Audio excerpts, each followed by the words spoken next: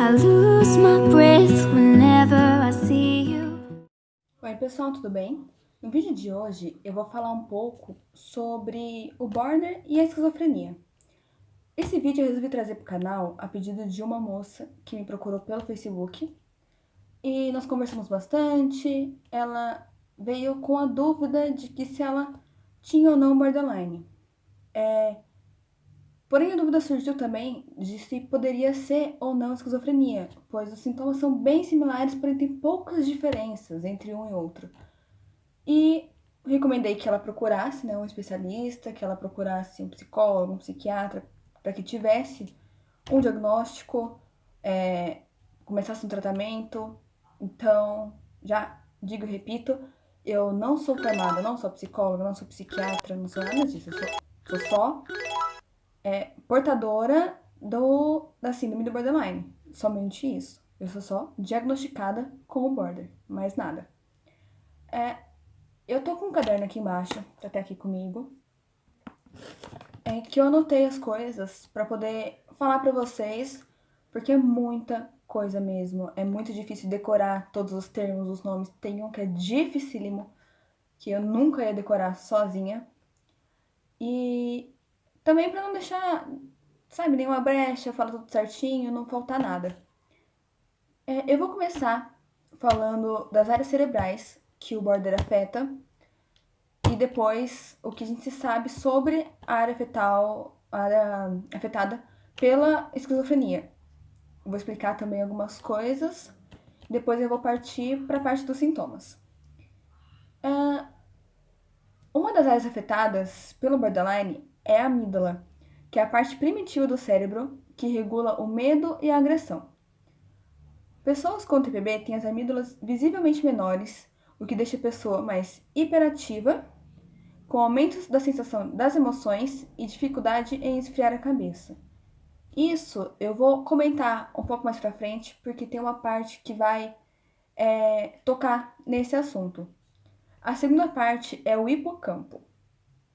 É uma parte do cérebro que é associada à memória, e em pessoas com borderline, o hipocampo está em estado de hiperexcitação contínua. Descoordenado e disfuncional, ele sempre interpreta mal as ameaças e transmite mensagens defeituosas de volta à amígdala. Isso significa que pessoas com esse transtorno têm mais probabilidade de ver as pessoas ou o mundo de forma ameaçadora, mesmo que não seja real. Eu já passei por isso, eu passo por isso até hoje. Eu tenho muita dificuldade, assim, em lidar com algumas questões, como por exemplo, quando alguém faz alguma coisa pra mim que me magoa ou que me deixa com raiva. Se eu pego birra, entre aspas, de alguém, é muito difícil que eu consiga agir normalmente com essa pessoa. É muito difícil que eu consiga ter um bom convívio com ela. É muito difícil que eu perdoe. Eu vejo como se a pessoa estivesse constantemente fazendo mal pra mim, me agredindo de alguma forma. Algumas vezes eu consigo separar o que é real do que é irreal, mas muitas vezes é difícil. Eu tenho que sentar, eu tenho que pensar muito, estudar muito o assunto. Eu coloco o que está acontecendo com o que eu acho que está acontecendo, com, tipo, com a forma que eu estou interpretando e conforme com o que está acontecendo. É muito complicado fazer isso, porque tudo pro border é tudo muito real. Então é muito difícil você conseguir diferenciar e associar o que é real do irreal nesse sentido. Essa parte que eu disse que é muito difícil decorar o nome, que é o eixo hipotálamo-hipófise-adrenal. É um nome bem complicado. O nome complexo para três glândulas interconectadas, que é a hipotálamo, hipófise e adrenal. São três glândulas diferentes. São as glândulas responsáveis pela produção de cortisol no corpo. O cortisol é um produto químico natural liberado durante períodos de estresse. Estudos mostram que pessoas com TPB apresentam níveis anormais de cortisol na corrente sanguínea, o que significa que os níveis de estresse na vida de um border são sempre esmagadores. Esse que eu disse que eu ia comentar na parte anterior, que está escrito aqui que a pessoa tem dificuldade em esfriar a cabeça. O cortisol, ele é basicamente o que te causa estresse. Quanto mais você tem, mais estressado você fica. Quanto mais estressado você tá, mais cortisol na tua corrente sanguínea tem. Eu sou uma pessoa muito estressada. Quando eu tava lendo, pesquisando, perguntei pro meu marido, ele falou que eu realmente sou uma pessoa muito estressada. Sou uma pessoa que me irrita muito fácil, sou uma pessoa que qualquer coisinha mínima me desestabiliza.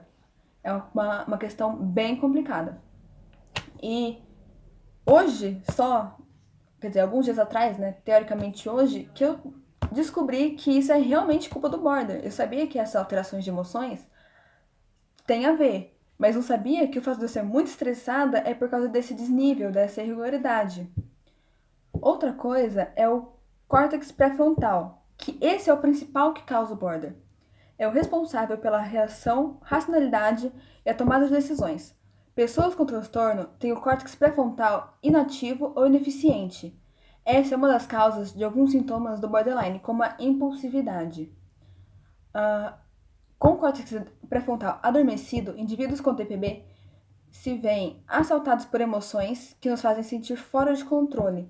Como eu expliquei no outro vídeo, que é a questão de tá irritada, tá muito irritada. Às vezes eu acabo descontando no meu filho sem querer. Às vezes, tipo, ele faz uma bagunça ou quebra alguma coisa. Aí eu brigo com ele, põe ele de castigo, mas depois eu me acalmo. São coisas assim que fogem um pouco do meu controle às vezes, mas que também não é tão difícil de tomar o controle quanto parece. Pessoas com transtorno tendem a aprender a lidar com isso e a aprender uma forma de se acalmar, a formas que você pode fazer para que seja reduzido de certa forma. Ah, uma curiosidade sobre o border é que. Nossa, aqui tá muito calor. É que estima-se que 40 a 60% dos portadores do border seja hereditário, ou seja, herdaram de pais, de avós. Muitas vezes tem aquela coisa, né, que diz que pula uma geração. Porém, 70%, ou seja, mais da metade das pessoas que têm o transtorno, passaram por alguma coisa na infância, algum trauma, algum abuso, seja físico, emocional, sexual, qualquer coisa do tipo, especificamente na parte da infância. Eu não me lembro se eu disse uma vez no vídeo ou não, mas o border ele tende a aparecer principalmente no início da fase adulta, no final da adolescência para o início da fase adulta. E essa parte de transtornos, de traumas, de tudo, eu vou falar tudo no vídeo da infância. Então, é uma coisa que vocês vão entender ainda. Agora, passando para a esquizofrenia. Ainda não se sabe com exatidão a causa e as consequências cerebrais de um indivíduo com esquizofrenia. Um estudo de 15 anos revelou que pacientes no primeiro episódio de psicose, que são aqueles com sintomas mais fracos, têm menos tecido cerebral que pessoas normais. O cérebro de uma pessoa com esquizofrenia possui menos sinapses e menor ramificações neurais, que permitem a comunicação entre os neurônios. Ou seja, nem todos os neurônios deles funcionam como deveriam, alguns nem sequer funcionam. A causa dessa perda constante ainda é desconhecida, mas sabemos as consequências desse problema, que é a disfunção de aprendizagem, a memória, assim como a apatia e a pouca motivação. Os sintomas da esquizofrenia. Eu preferi começar por ele, não pelo border, para seguir a ordem, porque vocês vão notar a diferença entre um sintoma de uma coisa para outra. É muito parecido, porém são pouquíssimas diferenças no comportamento.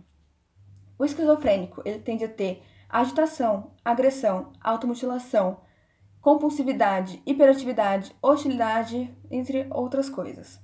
Na cognição, amnésia, confusão mental, crença de que os pensamentos não são seus, delírio, desorientação, invenção de coisas e por aí vai, sempre nesse sentido.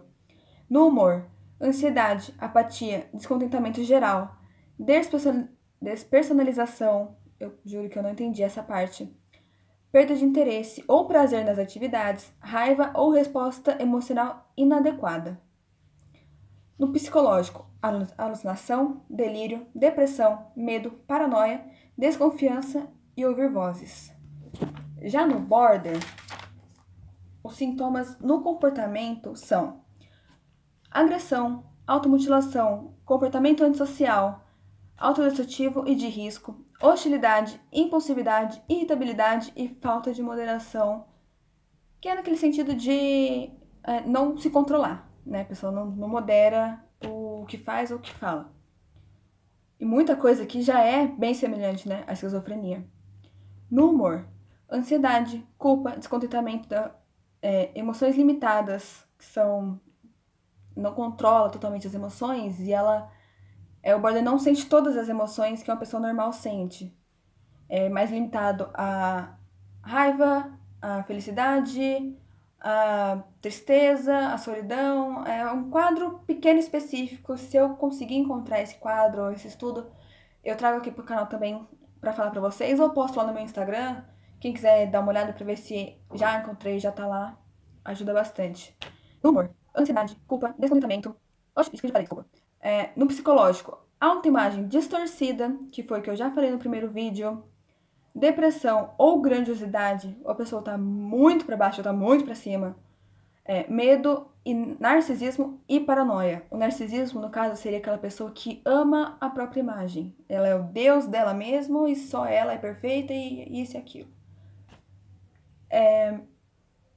Eu achei muitos dos sintomas muito parecidos, eu achei bem complexo. Eu acho que se eu fosse psicóloga ou psiquiatra, seria muito difícil que eu conseguisse perceber a diferença entre o border e a esquizofrenia. O que eu notei muito de diferente foi a questão das alucinações, foi a questão de ouvir vozes, que é só pelo que eu percebi que difere um pouco. No comportamento também, pouquíssima coisa mesmo de diferença, muito pouca coisa. Só hostilidade, compulsão por algumas coisas, pelo que eu vi, amnésia. Tem hora que, gente, eu tô tão esquecida que tem hora que eu fico com medo até de estar virando esquizofrênica, porque eu esqueço de coisas, sabe? Mas ao mesmo tempo eu lembro que no border tem uma deficiência no cérebro que afeta a parte da memória, então eu fico um pouco mais tranquila.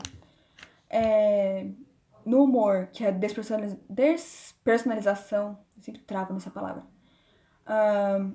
O que mais? Delírios, paranoia, essas coisas só que eu vi que diferem um pouco. A esquizofrenia é uma doença, é uma coisa que é incurável, é uma coisa que é completamente tratável. Os tratamentos para esquizofrenia são totalmente diferentes do border. Eu não trouxe ele pra cá porque eu acho que compensa um vídeo se eu for fazer só dele para abranger melhor essa parte. Assim como o border é uma questão mental, é uma questão psicológica que afeta muito as pessoas ao redor também. E eu sei como é ter o border, eu sei como é complicado para as pessoas ao meu redor, e eu não imagino como seja complicado para as pessoas que têm do lado um esquizofrênico. Principalmente porque eles podem se tornar agressivos, tanto com ele quanto com as pessoas ao redor. Eu vou ficando por aqui. Eu acho que eu consegui falar bastante, consegui explicar certinho a diferença entre o border e o esquizofrênico. Eu vou procurar saber mais sobre esquizofrenia, se eu encontro mais estudos, conforme for aparecendo, os tratamentos também, conforme for encontrando diferenças, tratamentos opcionais ou coisas do tipo. Como eu sei que surgiu recentemente um pro border, mas eu não pesquisei sobre. Vou procurar, vou pesquisar e vou tentar trazer aqui pro canal. Então, se você gostou do vídeo, foi um vídeo informativo, foi um vídeo que deu muito trabalho, muita pesquisa pra fazer, deixa seu like, se inscreve no canal, ativa o sininho, comenta, compartilha com seus amigos, com quem você acha que pode ter o transtorno ou não. E é isso, eu vou ficando por aqui. Um beijo e até o próximo vídeo.